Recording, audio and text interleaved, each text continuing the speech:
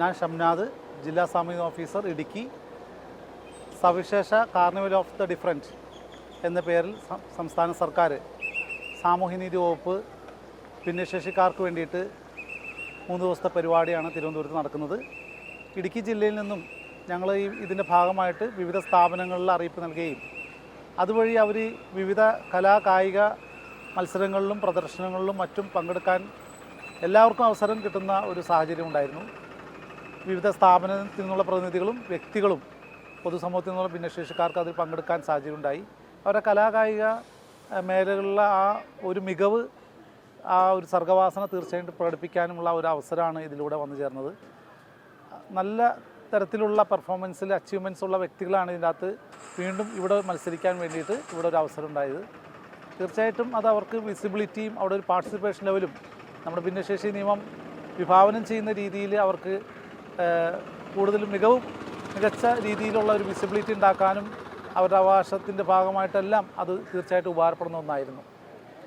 ഇടുക്കി ജില്ലയിൽ നിന്ന് കൂടാതെ പ്രദർശന ഇതിൽ ലൈറ്റ് എയർക്രാഫ്റ്റൊക്കെ നിർമ്മിച്ച വ്യക്തികളുടെയൊക്കെ അവരുടെ ആ പ്രദർശനമൊക്കെ വളരെ ആകർഷണീയമായിട്ട് എല്ലാവർക്കും തോന്നി.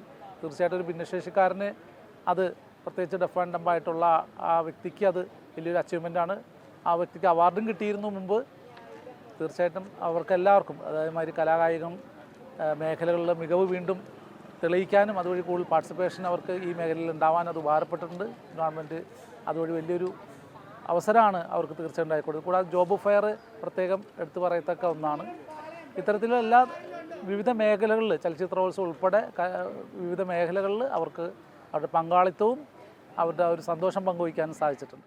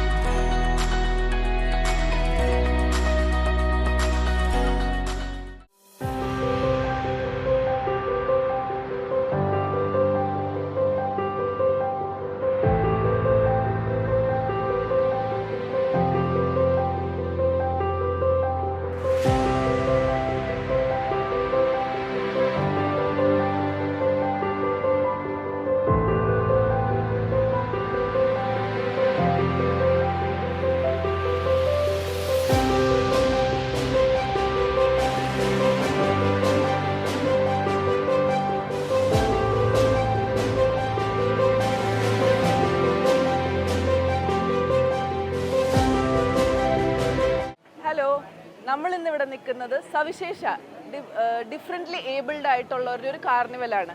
ഇവിടെ ഒരു ഇമ്പോർട്ടൻ്റ് ഒരു പേഴ്സൺ ഉണ്ട്. ആ ആളെ പറ്റി പറയുവാണെങ്കിൽ സജി തോമസ് എന്നാണ് സാറിൻ്റെ പേര്. സാറ് എന്തൊക്കെയാ സാറിൻ്റെ ആ ഒരു കഴിവുകൾ എന്ന് കാണാം.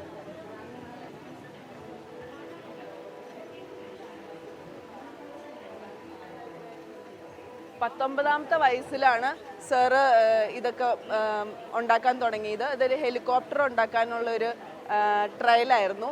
എന്ന് വെച്ച് കഴിഞ്ഞാൽ സാറിൻ്റെ ഫാദർ എയർഫോഴ്സിലായിരുന്നു. അപ്പോൾ ആ സമയത്ത് സാറിൻ്റെ ഫാദറിനെ കാണാനായിട്ട് അങ്ങനെ ഡൽഹി പോയി. അപ്പോൾ അവിടെ ഈ പ്ലെയിനുകളും ഹെലികോപ്റ്ററും ഒക്കെ കണ്ടപ്പോൾ അതിൽ നിന്ന് ഇൻസ്പയർഡ് ആയെന്നാണ് സാർ പറയുന്നത്.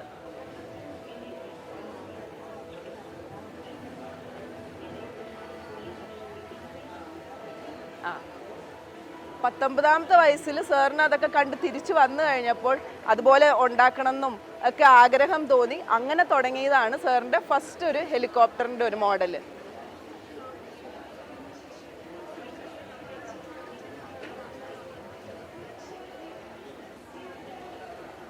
സാർ അത് ഹെലികോപ്റ്ററിൻ്റെ ഒരു മോഡലൊക്കെ ഉണ്ടാക്കി കഴിഞ്ഞപ്പോൾ സാറിന് തോന്നി അതൊന്ന് മാറ്റി വെക്കാം, എന്നിട്ടൊന്ന് പ്ലെയിനിലേക്ക് പരീക്ഷണമായാലോ എന്ന് തോന്നി. അങ്ങനെയാണ് പല സ്ഥലത്തുനിന്നും അതിൻ്റെ മെറ്റീരിയൽസും അലുമിനിയം റോഡുകളും ഒക്കെ വരുത്തിച്ച് തുടങ്ങിയത്, എയ്റോപ്ലെയിൻ ഉണ്ടാക്കാനായിട്ട് സ്റ്റാർട്ട് ചെയ്തത്.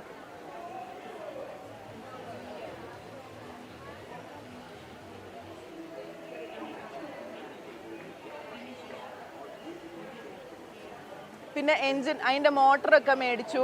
അത് കഴിഞ്ഞിട്ട് ആ ഇതിന് വേണ്ടുന്ന ഒരു ഫാൻ ഉണ്ടല്ലോ, അത് തടി കൊണ്ട് ഉണ്ടാക്കിയേക്കണം. അത് 3 മാസം അതിൻ്റെ പുറകെ മെനക്കെട്ട് ചെയ്തതാണ്. നല്ല ഭംഗിയുള്ള രീതിയിലാണ് സാർ അത് ഉണ്ടാക്കിയെടുത്തിരിക്കുന്നത്.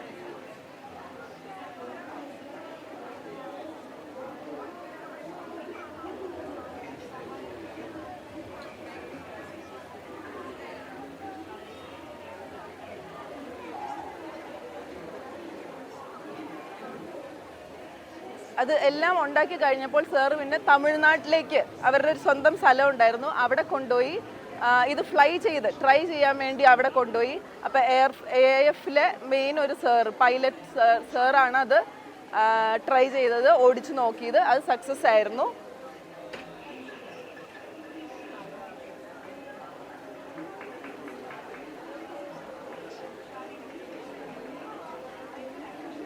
AIFലെ മെയിൻ സാർമാരൊക്കെ കൂടി സാറിനെ കൺഗ്രാജുലേറ്റ് ചെയ്തു.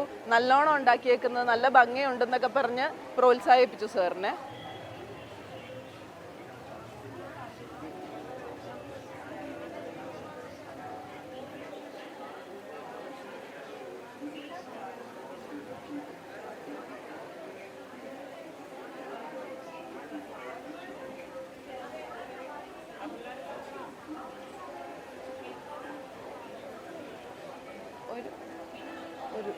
ഒരു വർഷം അത് കിട്ടി, അവാർഡ് കിട്ടി. സാറിൻ്റെ ഈ ഒരു കഠിനാധ്വാനവും എല്ലാത്തിനുമായിട്ട് ഒരു India book of world records എന്ന അവാർഡ് കിട്ടി. സാറിൻ്റെ ഈ പരിമിതികളൊക്കെ വെച്ച് സാറ് ഇത്രയും നല്ലോണം, അതായത് ഇത്രയും വലിയൊരു കാര്യം ചെയ്തെടുത്തതിന് എല്ലാവരും പ്രശംസിച്ചു.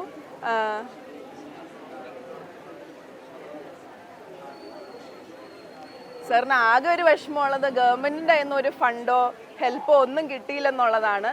അങ്ങനെ ഒരു ഫണ്ട് ഉണ്ടായിരുന്നെങ്കിൽ കുറച്ചുകൂടി നല്ലോണം ചെയ്യാമായിരുന്നു.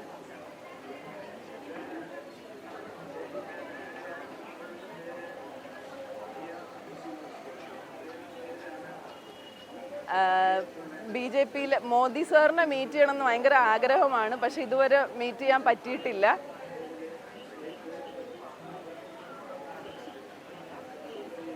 അങ്ങനെ എൻ്റെ പല വർക്കുകളും ഉണ്ട്, ചെറിയ രീതിയിലുള്ളതും ഉണ്ട്. ഇത് ഇവിടെ ഇപ്പം പ്രദർശിപ്പിച്ചിട്ടുണ്ട്.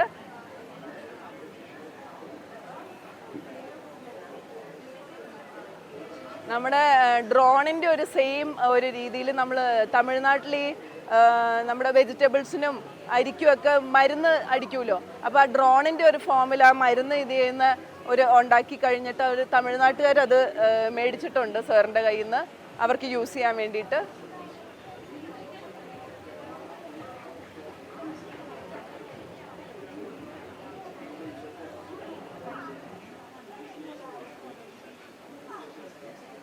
തമിഴ്നാട്ടിൽ അത് കൊണ്ടുപോയി ആ പ്ലെയിൻ ഓടിച്ചപ്പോൾ അത് നല്ലതാണ്, എല്ലാം ശരിയാണ്. പക്ഷെ അവർ ലൈസൻസ് കൊടുത്തിരുന്നില്ല.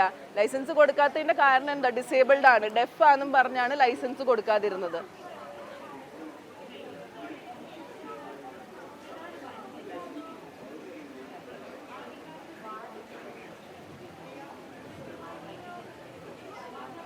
ഡെഫ് ആണെങ്കിലും എൻ്റെ കൈയും കാലും ഒക്കെ വർക്ക് ചെയ്യും, എൻ്റെ ബ്രെയിനും ഒക്കെ വർക്ക് ചെയ്യും. അപ്പോൾ എന്തുകൊണ്ട് എനിക്ക് ലൈസൻസ് തന്നൂടാ എന്നാണ് സാർ ചോദിക്കുന്നത്.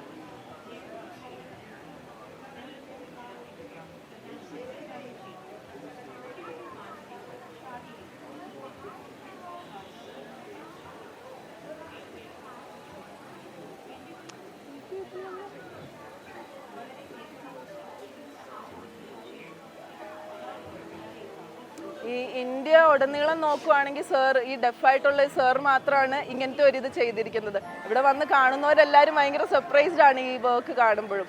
ഇതുപോലെ ഇതൊക്കെ പറഞ്ഞും മോദിജീനെ അറിയിക്കണം എന്ന് ആഗ്രഹമുണ്ട്, പക്ഷേ ഇതുവരെ ഒരു ഓപ്പർച്യൂണിറ്റി കിട്ടിയില്ല.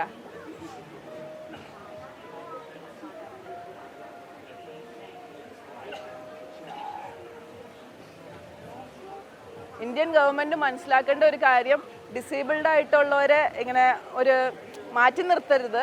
അവർക്ക് ആവശ്യമുള്ള ഫണ്ടൊക്കെ കൊടുത്ത്, ഇപ്പോൾ ലൈസൻസിങ്ങിനാണെങ്കിൽ അതുമൊക്കെ ചെയ്ത് അവരെ സപ്പോർട്ട് ചെയ്യണം എന്നാണ് സാർ പറയുന്നത്.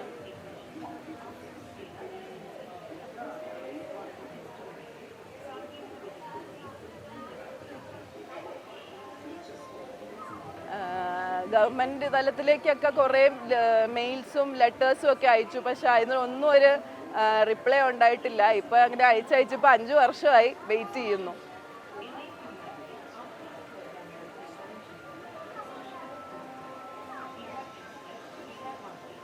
CM-ന് എഴുതിയൊക്കെ കൊടുത്തിട്ടുണ്ട്, പക്ഷേ മീറ്റ് ചെയ്യാൻ പറ്റിയിട്ടില്ല. മീറ്റ് ചെയ്യണമെന്ന് വിചാരിച്ച് ചെല്ലുമ്പോൾ പോലീസ് ഇങ്ങനെ മാറ്റി നിർത്തും, സെക്യൂരിറ്റി റീസൺസ് കാരണം അങ്ങനെ മാറ്റി നിർത്തും. അപ്പോൾ അതിനൊരു ഓപ്പർച്യൂണിറ്റി കിട്ടിയില്ലെന്നാണ് പറയുന്നത്.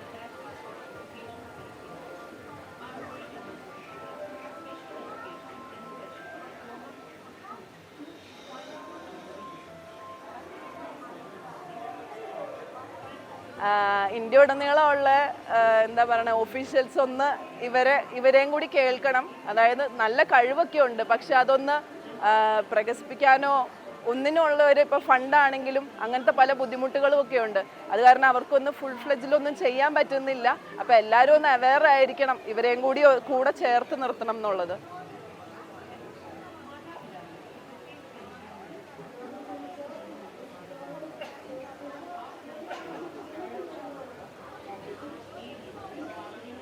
കമ്പ്യൂട്ടർ യൂസ് ചെയ്യാൻ അറിയാം, ഈ റിമോട്ട് കൺട്രോൾ ഉപയോഗിച്ച് ഇതൊക്കെ ഉണ്ടാക്കാൻ അറിയാം. അപ്പം ഞങ്ങളിങ്ങനെ ഡെഫാന്നും പറഞ്ഞ് മാറ്റി നിർത്തല്ലേ, ഞങ്ങൾക്കും ബുദ്ധിയൊക്കെ ഉണ്ട് എന്നാണ് സാർ പറയുന്നത്.